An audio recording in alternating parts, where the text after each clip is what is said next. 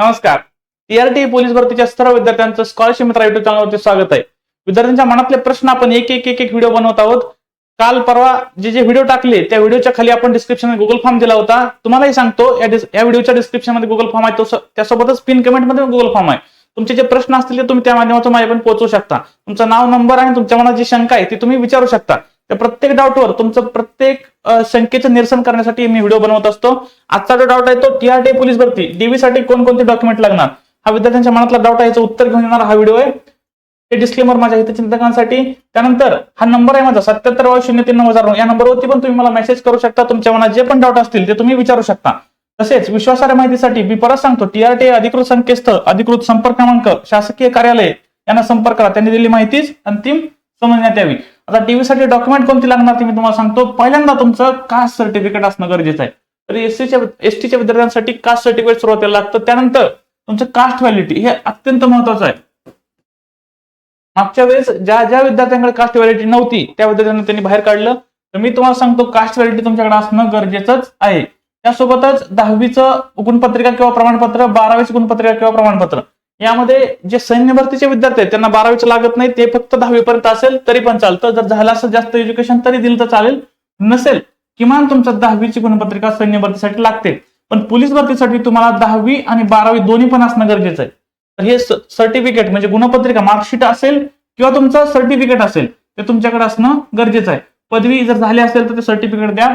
त्यानंतर वयाचा पुरावा दर्शवणारा खालीपैकी एक कोणतं तरी डॉक्युमेंट लागतील. एक जन्म दाखला असला पाहिजे, 10वी उत्तीर्ण प्रमाणपत्र, passport, driving licence, pan card. तर 10वी उत्तीर्ण तुमचं प्रमाणपत्र असेल तरी पण तुमचं वयाचा पुरावा होऊन जाईल. त्यानंतर तुमचं आधार कार्ड दोन्ही पण फ्रंट साइड बॅक साइड ते तुमचं असणं गरजेचं आहे. ते फोटो ब्लर नसले पाहिजेत, एकदम क्लिअर असले पाहिजेत. त्यासोबत तुमचं डोमेसाइल सर्टिफिकेट, अधिवास, महाराष्ट्र राज्याचा अधिवास असल्याचं प्रमाणपत्र तुमच्याकडे असणं गरजेचं आहे.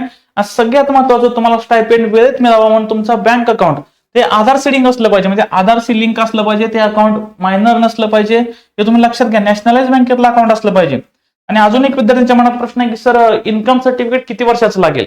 तर इन्कम सर्टिफिकेट इथं 3 वर्षाचं त्यांनी सांगितलेलं आहे. 3 वर्षाचा एकत्रित आर्थिक वर्ष 2022-23, 23-24 आणि 24-25 किंवा आर्थिक वर्ष 2024-25 चा मूळ उत्पन्नाचा दाखल्याची प्रत.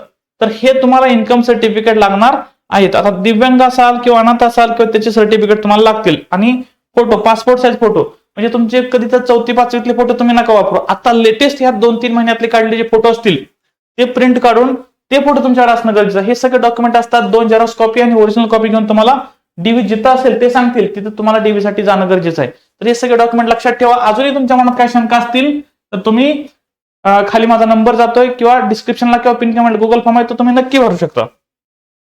त्यासोबतच एक कॉल प्रॉब्लेम 7722039009 हा माझा नंबर आहे. हा गुगल फॉर्म तुम्ही भरू शकता.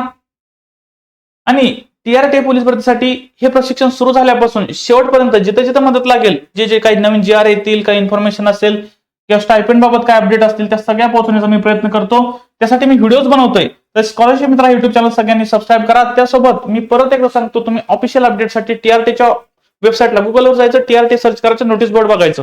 तिथं सगळे अपडेट येतात. त्यांचे कॉन्टॅक्ट नंबर असतात, त्यांची वेबसाईट असते, त्यांचं ऑफिस आहे. त्यावरती तुम्ही फायनल म्हणजे अंतिम अधिकृत माहितीसाठी तिथं कॉन्टॅक्ट करू शकता. त्यासोबतच टीआरटी सारथी महाज्योती महाराष्ट्रातील गरजू विद्यार्थ्यांना स्कॉलरशिपच्या माध्यमातून मदत करणाऱ्या सर्व शासकीय संस्थांचं आणि महाराष्ट्र शासनाचे मनपूर्वक आभार. आपल्या अतुलनीय योगदानामुळे सामाजिक समतोल साधत नव महाराष्ट्र निश्चित करेल. धन्यवाद. टीआरटी सारथी आणि महाज्योती. धन्यवाद.